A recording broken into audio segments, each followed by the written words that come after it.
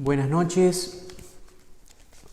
Vamos a empezar nuestra última charla dedicada a la primera carta a los Corintios.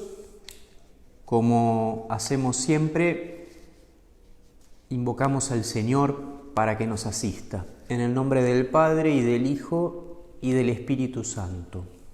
Amén. Padre, gracias por el don de la vida, por el don de la fe, por esta jornada que estamos terminando, por este curso que hoy llega a su fin.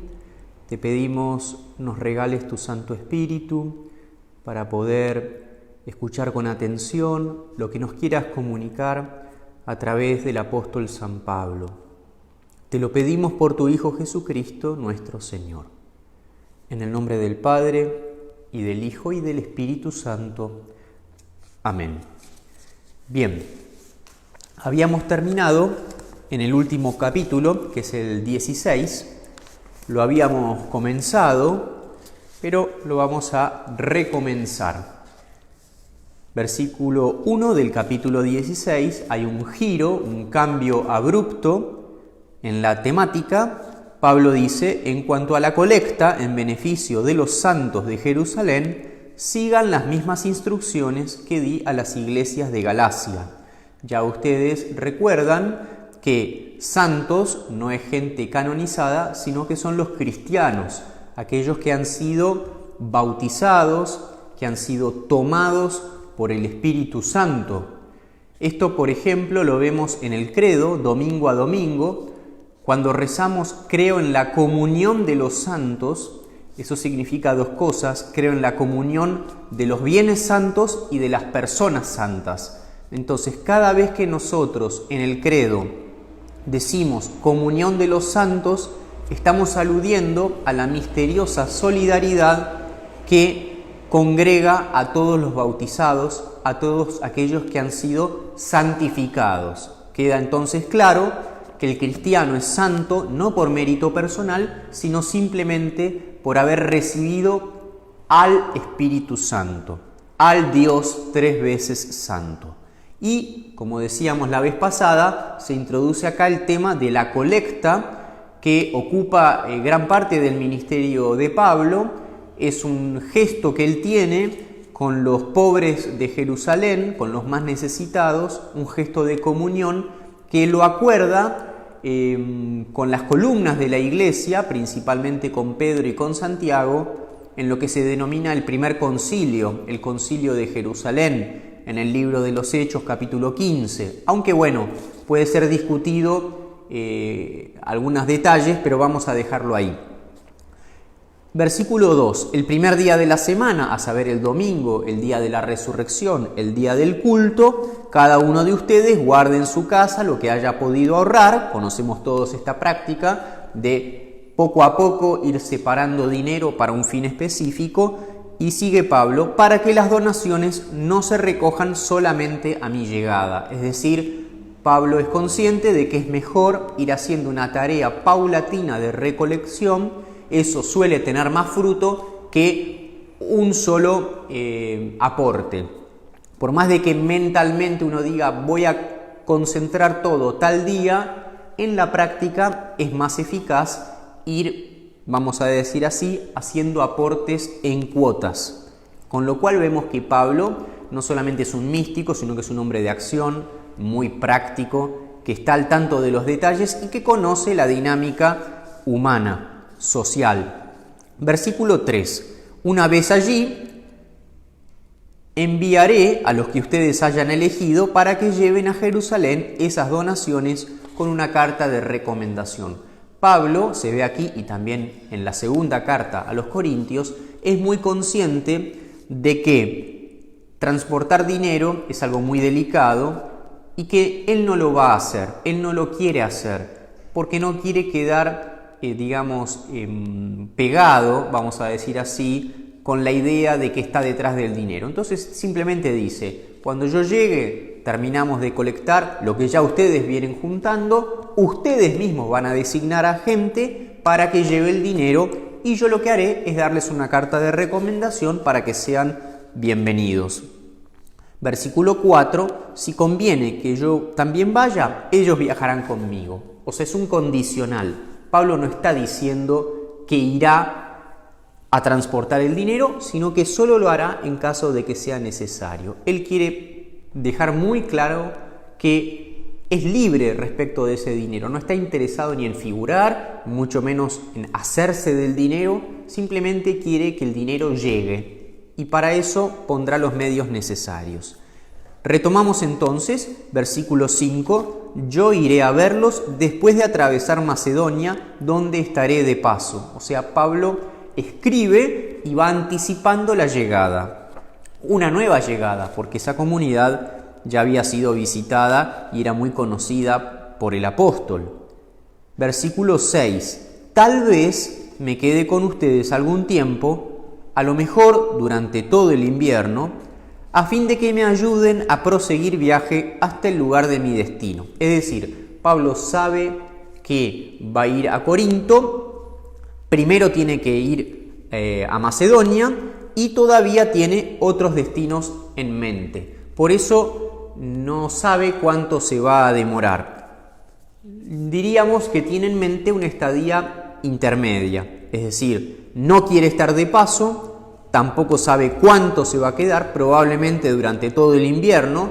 Podemos suponer que es una época del año no muy favorable para ir viajando, entonces prefiere permanecer allí y retomar el viaje en el verano o en la primavera.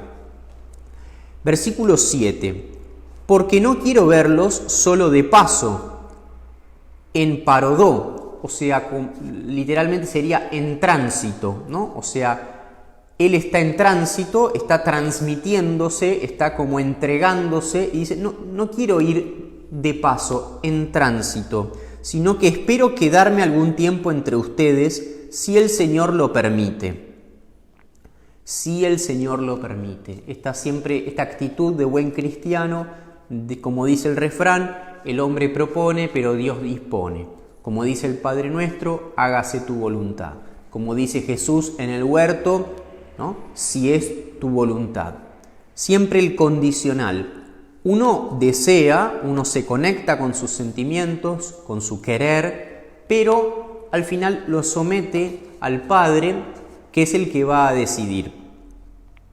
Versículo 9. Mientras tanto, permaneceré en Éfeso hasta Pentecostés. Pentecostés no es aquí tanto la fiesta cristiana, aunque ya probablemente se empezara a celebrar de manera cristiana, pero la referencia madre, vamos a decir así, es la fiesta judía de Pentecostés, 50 días después de la Pascua. Lo mismo que nosotros. En campo judío eso significa la conmemoración de la entrega de la ley. Mientras que en campo cristiano es, ya lo sabemos, la venida del Espíritu Santo. Entonces acá esta denominación se dice en campo cristiano, con lo cual por supuesto que se va a celebrar cristianamente, pero no es raro que Pablo tenga también en mente el calendario judío. Entonces maneja los dos calendarios a la vez que coinciden. Versículo 9. Ya que se ha abierto una gran puerta para mi predicación, aunque los adversarios son numerosos. La imagen de la puerta es recurrente, sobre todo en el libro de los Hechos, que narra las peripecias del apóstol. La puerta de la evangelización, puerta de la fe, la comunicación de la buena noticia de Jesús como una puerta que debe ser abierta. Lógico, uno golpea cuando va de misión, a veces te abren, a veces no. Pablo tiene esa misma experiencia, esa misma imagen en mente, solamente que en su caso no está pensando tanto en casas, sino en ciudades. Para Pablo, los centros son las ciudades. ¿Hay alguien que me abre la puerta de esta ciudad? Vamos. A veces no lo tiene tan claro y lo intenta igual. A veces sabe de resistencias. Entonces, repito, se ha abierto una gran puerta para mi predicación, una oportunidad. Aquí gran puerta puede significar un terreno grande, una ciudad importante, o puede significar un sí muy rotundo, una aceptación muy grande, una invitación muy clara para que Pablo se haga presente. Aunque los adversarios son numerosos, es decir, por una parte se abre la puerta, pero no falta la cruz, no falta la dificultad. Versículo 10. Si llega antes Timoteo, ¿no?, el famoso colaborador de Pablo, a quien él considera como un hijo, Timoteo es para Pablo un hijo, fíjense lo que dice: si llega antes Timoteo, procuren que permanezca entre ustedes sin ninguna clase de temor, porque él trabaja en la obra del Señor de la misma manera que yo. Entonces les dice literalmente: miren que él esté sin temor. Uno dice, pero ¿acaso hace falta que Pablo les diga esto a los corintios? Evidentemente es una comunidad brava, vamos a decir, con temperamento. Ya sabemos las disidencias que aquejaban a la comunidad de Corinto. Por lo tanto, Pablo sabe que si se la hicieron por momentos difícil a él, mucho más difícil la va a tener Timoteo, que no tiene la autoridad de Pablo. Entonces él pide que sea respetado, que no tenga temor, que pueda tener libertad de espíritu, que nadie lo acose, que nadie lo amedrente. Y me interesa señalar que Pablo se refiere a la obra del Señor, como diciendo: todo esto que nosotros hacemos, mi esfuerzo apostólico, ustedes mismos tratando de conservar la fe, por supuesto que tiene una dimensión humana, pero es ante todo obra del Señor. Él lo dijo muy claramente en la carta, ¿no? Uno siembra, el otro riega, pero el que hace crecer es Dios. Es muy lindo ver cómo Pablo ratifica de manera más espontánea algunas cuestiones que él ha desarrollado de manera detenida. Versículo 11, que nadie lo menosprecie. Entonces, fíjense cuál es el panorama de la comunidad de Corinto, que Pablo tiene que pedir que su discípulo predilecto, al cual considera un hijo, por favor, que no sienta temor, que no lo menosprecien. Un motivo de menosprecio podría ser la edad. Por ejemplo, San Ignacio de Antioquía, que es un padre de la Iglesia de la generación post-apostólica, es decir, muy seguidita de toda esta camada, le da una recomendación a una comunidad y le dice: no desprecies a tu obispo a causa de su juventud. Es decir, nosotros vivimos una cultura que exalta a la juventud de manera totalmente desmedida y lamentablemente no tiene en alta estima a los ancianos, salvo, por supuesto, honrosas excepciones. Mientras que en la cultura antigua era exactamente al revés. Es decir, el joven era mirado con desconfianza, era menospreciado. ¿Por qué? Porque no tenía la experiencia, no tenía la autoridad que da la vida. Entonces le era mucho más difícil hacerse escuchar en ámbitos de mayores, sobre todo en cuestiones tan sagradas como era la fe. Que nadie lo menosprecie.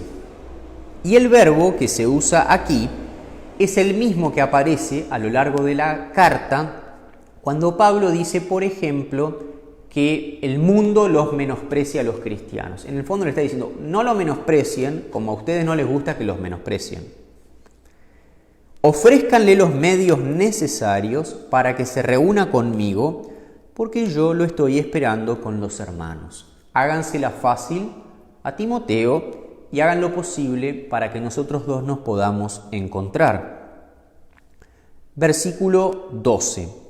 En cuanto a nuestro hermano Apolo, le insistí mucho para que fuera a visitarlos junto con los hermanos, pero él se negó rotundamente a hacerlo por ahora. Irá cuando se le presente la ocasión.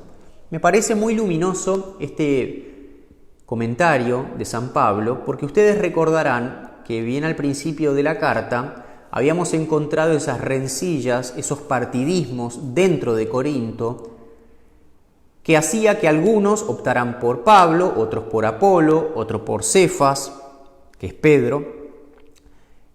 El conflicto, diríamos, no estaba en las cabezas, no era de los apóstoles. El conflicto era de estos partidarios que se habían autosegregado, se habían autoseparado. Pablo con este comentario está diciendo, yo le insistí a Apolo, número uno, tengo diálogo con él, que fuera a verlos, no tengo celos de él, y él decidió que no era el momento, que más adelante lo va a hacer. Pero fíjense que bien Pablo, lejos de potenciar la grieta, diríamos, él hace ver que esa grieta no es tal, que está en las bases, no en la cabeza, y que está todo bien con Apolo, y que él, Pablo, está contento de que Apolo haga la visita. No sabemos por qué, si es por prudencia o porque Apolo tenía alguna otra tarea pendiente. Lo cierto es que Apolo deja en suspenso la visita a Corinto. Llegamos entonces al versículo 13, que dice, estén atentos, permanezcan firmes en la fe, compórtense varonilmente, sean fuertes, ¿no? 4 cosas. Atentos, en guardia, vigilantes, ¿no? Un buen cristiano no está dormido, sino que siempre está con las antenas paradas, con la mente abierta, porque como el buen servidor de las parábolas del Evangelio, tiene que estar preparado para cuando llegue el Señor. El Señor puede llegar en un hermano, en un acontecimiento, o puede efectivamente llegar bajo la manera de la consumación de la historia. Recuerden que esta actitud era de velar por Cristo que vuelve, era frecuente en las comunidades cristianas. Entonces, alerta puede ser para lo bueno o para lo malo. Permanezcan firmes en la fe. Compórtense varonilmente, ¿no? Andrístece, de donde viene Andrés, andros, andrístece. Sean varoniles, sean viriles y sean fuertes. Un guiño al principio de la carta. ¿Con qué fortaleza ha de ser fuerte el cristiano? Con la fortaleza de Dios manifestada en Cristo, que es una fortaleza que puede parecer débil, pero que en el fondo es más fuerte que los fuertes de este mundo. Y el versículo 14, todo lo que hagan, háganlo con amor. Esta podría ser una buena frase para poner en un cuadrito, por ejemplo en la cocina, en un lugar de estar familiar, donde la vemos muchas veces. Todo lo que hagan, háganlo con amor. Pedir la gracia de hacerlo en agape, ¿no? Pantagimón en agape ginesto. Versículo 15. Una recomendación más, hermanos. Parakaló. Ustedes saben que al Espíritu Santo se le llama Paráclito. ¿Por qué? Porque es el que está allí junto a los hombres, aconsejándolos, dándoles compañía y dándoles consuelo. Entonces, esta exhortación, que es lo que el Espíritu nos hace, nos fortalece, es un verbo que se aplica también entre los hombres. Entonces dice Pablo, una recomendación más, hermanos. Ustedes saben que Estéfanas y su familia, los primeros que abrazaron la fe en Acaya, han decidido consagrarse al servicio de los hermanos. Literalmente al servicio de los santos. Entonces tenemos aquí una familia liderada por Estéfanas que se consagra al servicio de los cristianos.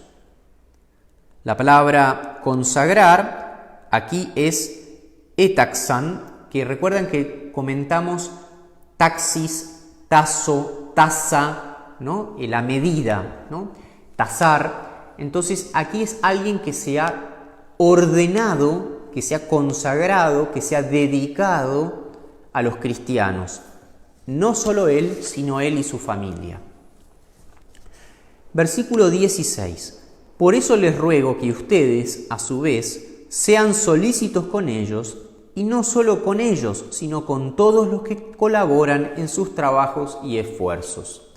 Esto es muy frecuente, que una figura como Pablo tenga autoridad, sea respetado, sea escuchado y de alguna manera genere adhesión, genere que muchas personas deseen colaborar con él. Pero en cuanto viene un colaborador, tal vez ese no tiene el mismo grado de aceptación. Por eso se hace necesario que Pablo explícitamente pida a la comunidad que estas personas sean respetadas, que se den cuenta del servicio que están realizando y que le hagan la vida fácil. Lo mismo que pasó con Timoteo, está pasando con Estéfanas. Pablo pide la colaboración para con ellos y para con los que ellos designen a su lado. Versículo 17. Yo me alegré con la visita de Estéfanas, de Fortunato y de Acaico. Ellos llenaron el vacío que ustedes habían dejado.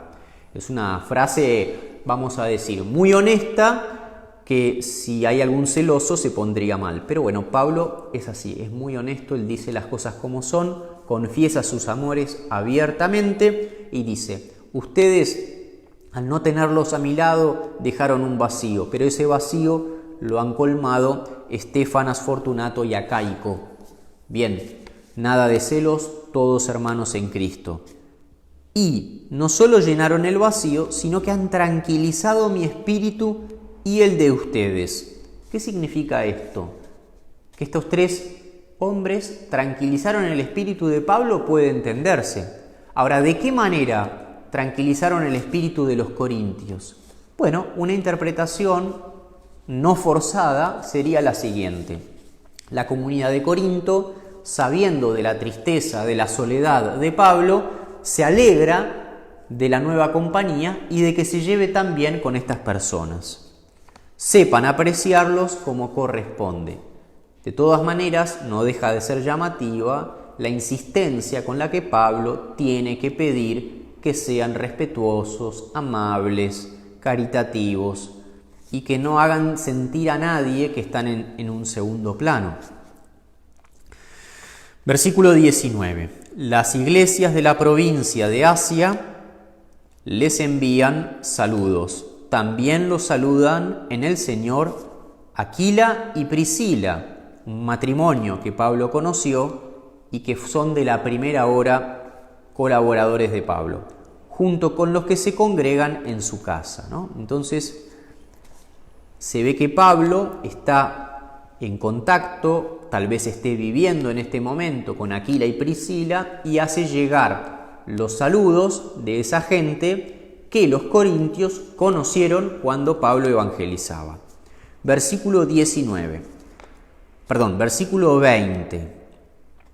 Todos los hermanos les envían saludos, salúdense los unos con los otros con el beso santo. Esta costumbre del beso santo que se hace especialmente patente en la celebración de la misa como un saludo de paz, pero que puede extenderse fuera del culto como un signo de comunión muy honda.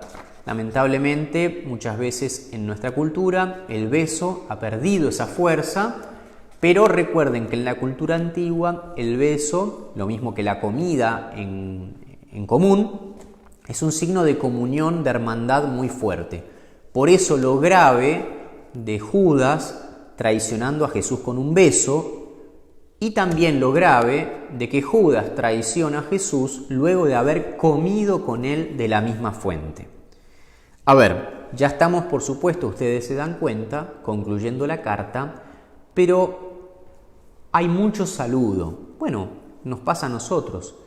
Nos gusta manifestar el afecto, el saludo es una forma de hacerlo y alguien en estas condiciones no solamente lo hace a título personal, sino que se hace portavoz de otros.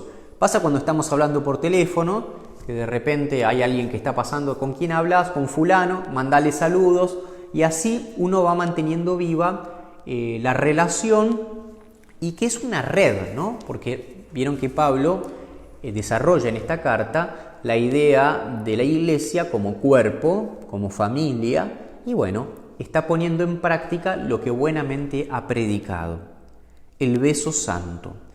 Y aquí viene una parte muy interesante, versículo 21, que hoy mismo la vimos en la primera lectura de la misa de hoy. Este es mi saludo de puño y letra, Pablo.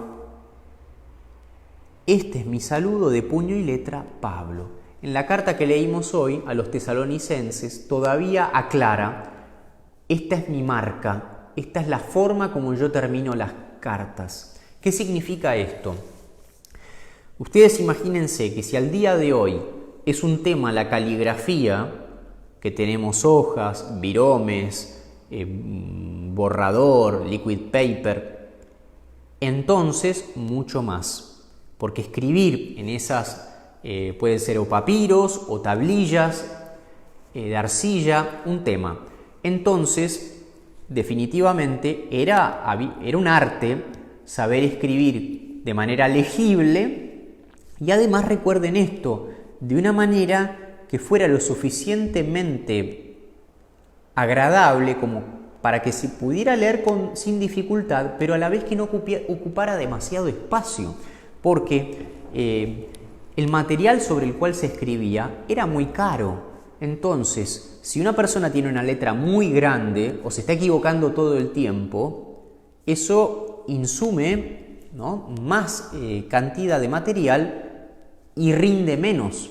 Entonces, todas las cartas de Pablo, él las realiza con un amanuense. Él va dictando, el amanuense escribe, pero al final, como sello de garantía, como no hay una foto, o no, ¿cuál es el sello de autenticidad de esta carta? Que Pablo toma el punzón y él, de puño y letra, escribe su nombre. Pablo firma y dice en la carta que leímos hoy en la misa, ustedes ya conocen mi letra. O sea, uno tiene una característica, una manera particular de escribir, entonces los que conocen cómo Pablo firmaba pueden darse cuenta, este es Pablo o no. Pablo al final escribe su nombre como una manera de certificar que esta carta es auténtica. Versículo 22. Si alguien no ama al Señor, que sea maldito. Anatema. Esta palabra anatema, que muchas veces se ha usado en el sentido de sea excomulgado, sea maldito, tiene que ver con que precisamente esto. A mí me sorprende personalmente este versículo aquí, pero bueno, hay que tomarlo como viene. Lo que se ve que Pablo, luego de la firma, realiza una especie de resumen, no sabría cómo decirlo, una especie de, me sale la palabra de fervorín, ¿no? Un fervorín, ¿qué es eso? Es un discurso enfervorizado, como una arenga final. Entonces, si alguien no ama al Señor, que sea maldito, como diciendo, estas son las reglas, si estás en la comunidad te dedicas a Cristo, si no, fuera de él, fuera de ella. Y el Señor viene, que literalmente se dice Maranatá. Ustedes habrán escuchado esta expresión. Maranatá es la misma expresión con la cual concluye la Biblia. El libro del Apocalipsis termina así, ven Señor Jesús. Y es la misma expresión que usamos en la misa luego de la consagración, ¿no? Ven Señor Jesús. Que puede leerse como el Señor viene en presente o imperativo como un deseo, ven Señor Jesús. Lo cierto es que Pablo está culminando su carta con este tono, vamos a decir, escatológico, con este tono de final de la historia, y para él, recordémoslo, que venga Cristo, que venga el Señor, no es un drama, es una fiesta. Ojalá que todos podamos interiormente esperar a Cristo que nos viene a buscar personalmente en nuestra muerte de esta manera. Y eso no significa añorar lo que hemos vivido aquí, no significa desentenderse. Pero bueno, si no lo podemos hacer con alegría, al menos que no sea tan traumático entender que se acaba este tiempo en la tierra, ¿no? Poder ser como habitante de dos mundos. Estar aquí en la tierra gozando de lo que se nos ofrece, pero ya con el corazón en el cielo, ¿no? Porque allí está la Trinidad, la Virgen, los santos y todos nuestros seres queridos que se nos han adelantado. Versículo 23, que la gracia del Señor Jesús permanezca con ustedes. Yo los amo a todos ustedes en Cristo Jesús. Algo que les dije ya varias veces, la importancia de las preposiciones y particularmente esta preposición en y la expresión en Cristo Jesús, en Cristo Jesús. De manera significativa, entonces la carta termina de esta manera: yo los amo a todos ustedes en Cristo Jesús. Un cierre afectivo, vamos a decir, y que tiene como eco final el mismísimo nombre de Jesús. Bien, con esto terminamos la lectura lineal. La verdad que es un buen ejercicio el que hemos hecho. La carta, ustedes se dieron cuenta, es larga, pero la vimos palabra por palabra. Me parece que esto es meritorio porque la continuidad de la lectura nos permite ir saboreando algunas palabras, algunas expresiones, algunas ideas recurrentes del apóstol y bueno, como lección que siempre para comentar hay que abordar el texto de manera directa. Después se puede entender más o menos y ya les dije que hay pasajes que ni siquiera los especialistas pueden explicar con una seguridad total, pero hemos hecho este esfuerzo, creo que ha dado sus frutos y bueno, yo aquí lo que hice, tenemos unos 15 minutos, tal vez un poquito más, por ahí usamos menos de eso. Lo que hice fue seleccionar un poco arbitrariamente, por gusto personal, frases de la carta que me parecen especialmente relevantes. Por lo general son breves, hay una o dos excepciones donde tomé más de un versículo. Comienzo con capítulo 1, versículo 4.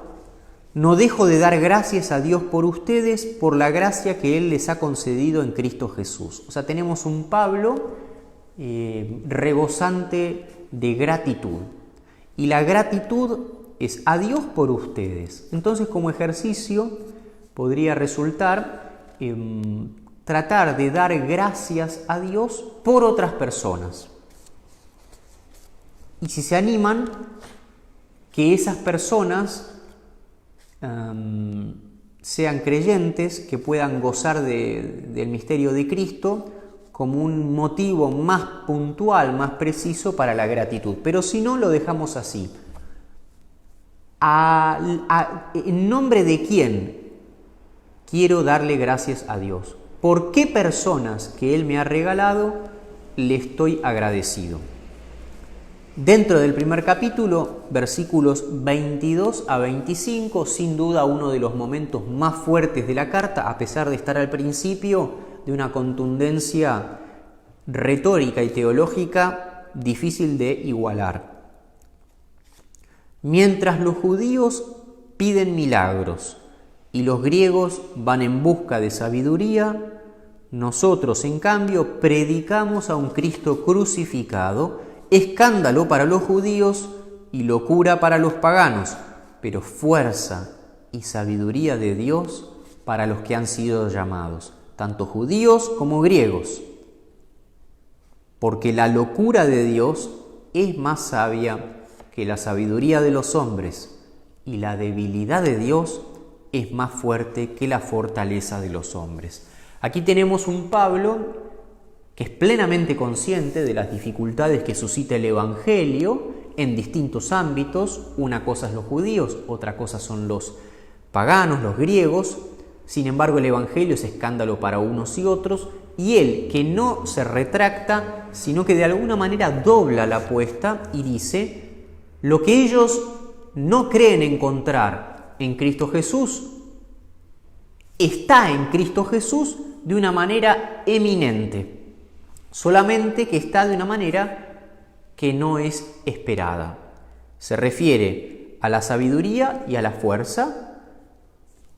Paradójicamente, en la debilidad y en la locura de Dios hay más fuerza y hay más sabiduría que la de todos los hombres de este mundo. Y enseguidita, versículo 26, no hay entre ustedes muchos sabios hablando humanamente, ni son muchos los poderosos ni los nobles. Me parece también muy importante este capítulo primero de la primera carta a los Corintios. Es de una densidad excepcional. Entonces recuerdo la última frase, versículo 26. Dice Pablo: no hay entre ustedes muchos sabios, hablando humanamente, ni nobles ni poderosos. Entonces ya aludimos, el poder, que es la fuerza física, los contactos, la nobleza es el estatus, ¿no? Y la sabiduría es la inteligencia. No intentemos competir con el mundo en estos parámetros, porque no son los nuestros. Nuestras comunidades en general tienen otro perfil, y bueno, Dios llama a esto y con esto confunde al mundo, porque lo que cuenta es la gracia, cómo transforma las vidas. Capítulo 2, versículo 16. Pero nosotros tenemos el pensamiento de Cristo, nosotros tenemos la mente de Cristo. Fíjense qué frase tan atrevida. Qué frase atrevida. Nosotros tenemos el pensamiento de Cristo. Después no lo ejercitamos siempre, pero lo tenemos. Participar en Cristo significa, digamos, poder pensar, sentir, contemplar, oler, escuchar como Él. Capítulo 3, versículo 6. Yo planté y Apolo regó, pero el que ha hecho crecer es Dios. Aquí para pensar nuestras continuidades en el trabajo, en la parroquia, en la familia. Las cosas no empiezan y terminan con uno, sino que somos una cadena infinita de seres humanos, cada uno aportando lo suyo, y bueno, qué importante es reconocerlo y no rivalizar, y entender hasta dónde llego yo y hasta dónde llega el otro. Capítulo 4, versículo 1. Los hombres deben considerarnos simplemente como servidores de Cristo y administradores de los misterios de Dios. Ahora bien, lo que se pide a un administrador es que sea fiel. Entonces, qué importante esta mirada que Pablo está pensando para él como ministro, pero que vale para todos. Cuando la gente mira, ¿qué ve? Ojalá que vea un simple administrador, un servidor, no un mandamás, un patrón, uno que solo da órdenes, que vea un servidor, un administrador.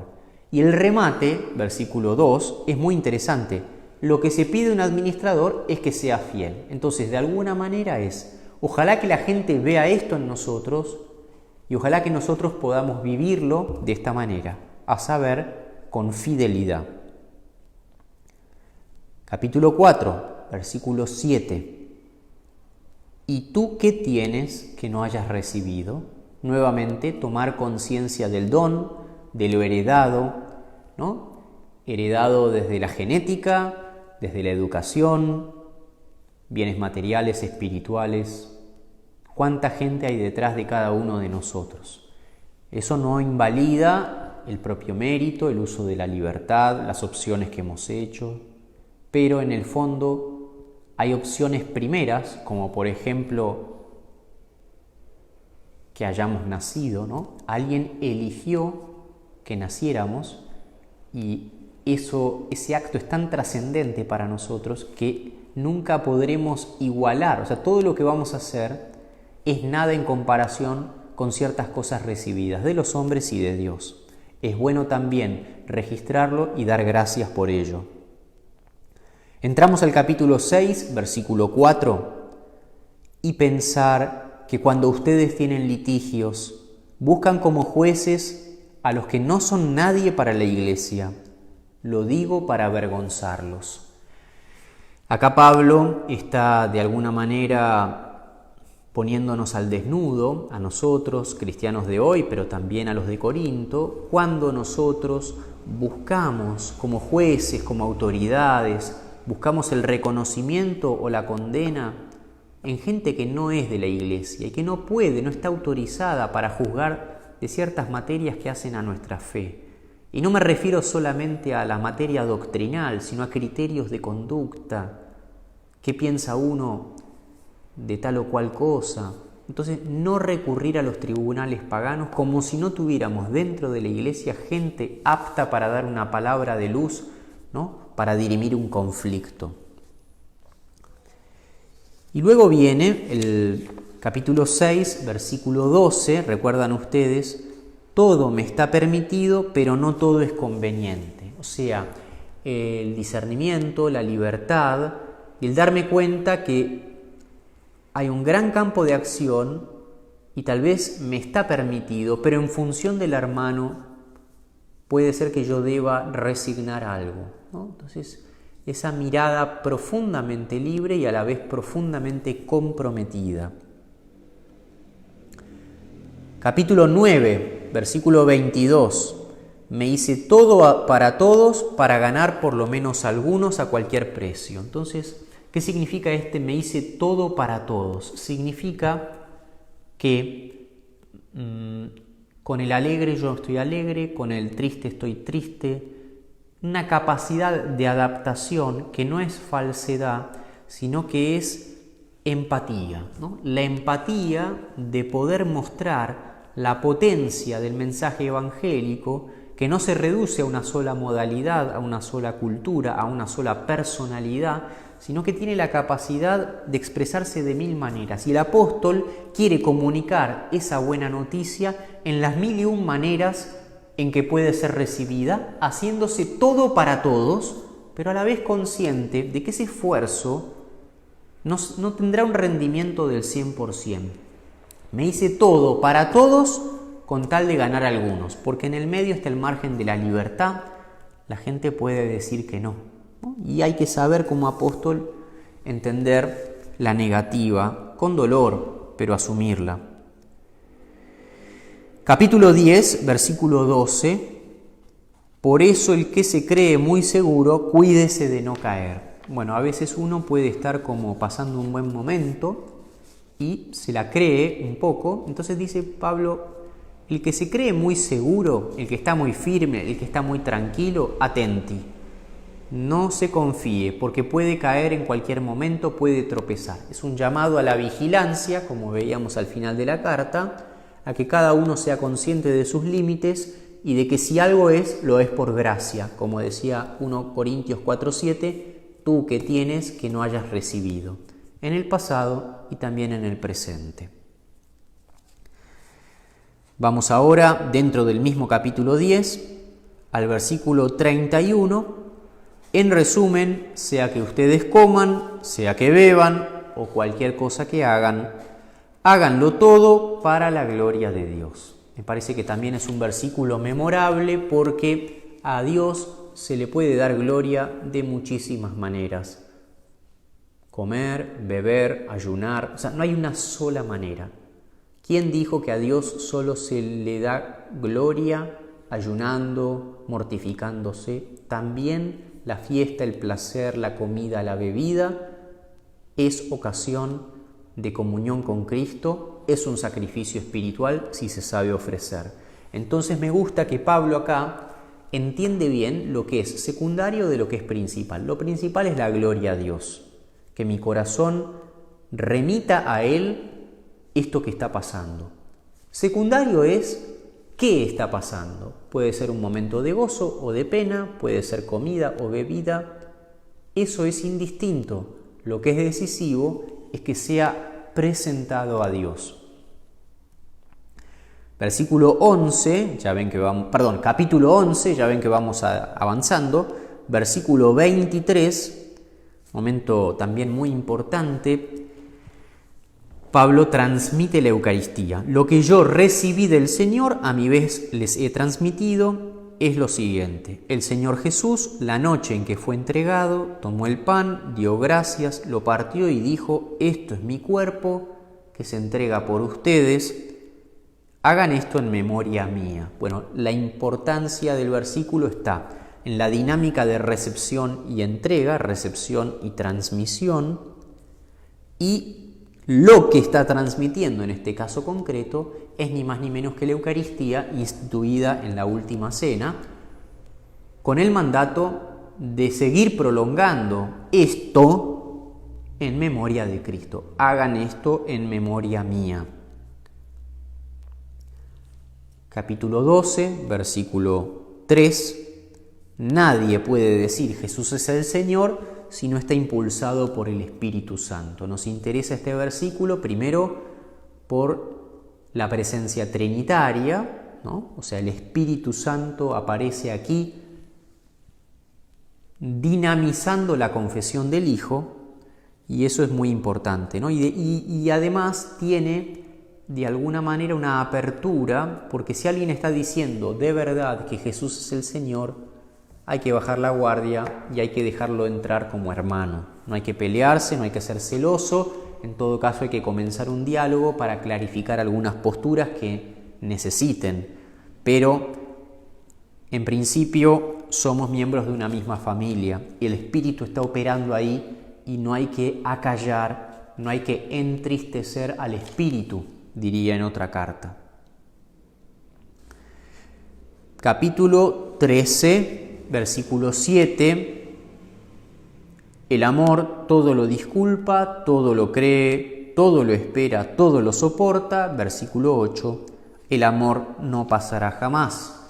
Bueno, prácticamente no necesita comentario, ¿no? Del himno al amor, del himno a la caridad. Extraje estos dos versículos donde uno ve la eternidad del amor no pasará jamás y la concreción, como ese amor eterno a la vez se traduce en acciones bien temporales, a saber, disculpar, creer, esperar, soportar. Las últimas tres. Vamos al capítulo 15, versículo 14. Si Cristo no resucitó, es vana nuestra predicación y vana también la fe de ustedes, ¿no? Entonces, con la resurrección cae o queda de pie la fe cristiana, no hay alternativa. Y esto es una interpelación, como estamos celebrando la Pascua, como estamos celebrando cada domingo, que es el día de la resurrección, ¿no? Cómo estamos celebrando nuestros duelos, nuestros entierros, la capacidad de hacer carne la vida de resurrección que Cristo nos ha ganado. Pero esa vida de resurrección que decimos tener o que aspiramos tener, tiene como fundamento la resurrección concretísima de Jesús. Este versículo es de una actualidad total, porque muchísimos cristianos, o así denominados cristianos, a lo largo del mundo, no terminan de creer que Jesús resucitó al tercer día. No es simbólico el anuncio, es real. Y acá se juega nuestra fe. Por eso me parece tan válido seguir proclamando con Pablo: si Cristo no resucitó, es vana nuestra predicación y vana también la fe de ustedes. En la misma línea, resurrección, capítulo 15, pero ahora el versículo 55. ¿Dónde está, muerte, tu victoria? ¿Dónde está tu aguijón? La muerte personificada, podemos decir como una especie de insecto venenoso que tiene su aguijón, que no solamente hace doler, sino que mata. Y Pablo, totalmente convencido, totalmente consustanciado con la vida nueva del resucitado, interpela, prepotea a la muerte de alguna manera riéndose, porque ya no es tan poderosa como dice ser. Y la última frase es esta que vimos hace un rato, capítulo 16, versículos 13 y 14. Estén atentos, permanezcan firmes en la fe, compórtense varonilmente, sean fuertes y todo lo que hagan, háganlo con amor. Una palabra sobre este compórtense varonilmente, por supuesto que va ante todo para los varones. Recordemos que en Corinto había dificultades en torno a asumir la masculinidad, había casos de homosexualidad, pero también había casos de incesto, es decir, y probablemente hubiera también casos de lesbianismo, no solamente homosexualidad masculina, sino femenina, es decir, la polaridad varón-mujer no estaba tan clara, lo cual no era raro en el ambiente pagano de Corinto, ya dijimos que era una ciudad portuaria, y en la antigüedad muchas de las perversiones o de los desórdenes, de las dificultades en torno al sexo que vemos en nuestra cultura son muy viejas y hace 20 siglos estaban a la orden del día. Pero lo que quiero decir es que en la Escritura se alaba alguna vez a una mujer por su actitud varonil. Lo que se quiere decir es una actitud recia, de no tener miedo, de ser corajuda, de enfrentar los poderes hostiles de este mundo para dar gloria a Dios. Pero el final no se lo lleva esa actitud recia, sino la actitud todo lo que hagan, háganlo por amor. 16:14, repito, todo lo que hagan, háganlo por amor, que coincide con el final de la carta, versículo 24, yo los amo a todos ustedes en Cristo Jesús. Entonces, cerramos. No lo preparé, pero como sale, a boca de jarro, una carta larga, una carta densa, con muchos matices, con un Pablo por momentos cariñoso, por momentos severo, una comunidad que lo desafía y por eso el plantacara, una comunidad con muchas dificultades internas de diversa índole, de moral sexual, de moral fraterna, de dudas doctrinales en lo que hace a la resurrección, sea de Cristo o de los propios cristianos, y la dificultad que tiene el cristiano de verse juzgado por un mundo que lo menosprecia desde una supuesta fuerza, desde una supuesta inteligencia, desde una supuesta nobleza. El cristiano está como desarmado frente a esos criterios. Entonces Pablo necesita reivindicar los criterios evangélicos, que son los criterios del escándalo de la cruz, de un amor hasta el extremo, de una mansedumbre, que es fuerza y es sabiduría, pero de una manera insospechada para este mundo. Y me quedo como la palabra que personalmente más me resonó, el tema del juicio, que tiene muchos matices. Juicio en el sentido de discernir interiormente lo que está pasando, juicio en el sentido de sentirse examinado por el entorno, y en definitiva juicio que solo le corresponde a Dios, ¿no? Entonces, juicio es una palabra que tiene como mala prensa, así que vamos a dejarla de lado, pero me gustaría que apropiáramos la palabra discernimiento.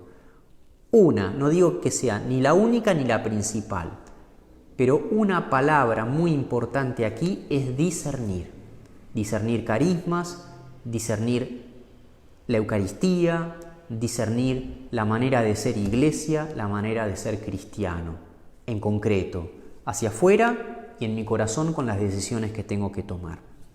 Bueno, terminamos aquí. Estoy muy contento de que hayamos podido hacer este recorrido desafiante. Espero que les haya hecho bien a ustedes que están ahí del otro lado. Gracias por la paciencia, por la confianza en que de acá podía salir algo bueno, y vamos a terminar dándoles la bendición. El Señor esté con ustedes, los bendiga Dios Todopoderoso, Padre, Hijo y Espíritu Santo. Amén. Demos gracias a Dios, sigan leyendo la Biblia, que es palabra de Dios, es luz para nuestros pasos y nos consuela, nos interpela y siempre tiene algo para aportarnos en nuestro camino cristiano. y aunque alguien no sea de fe profunda, siempre va a sacar algo interesante para masticar en su vida. Que tengan todos un buen descanso y nos vemos hasta prontito cuando Dios quiera.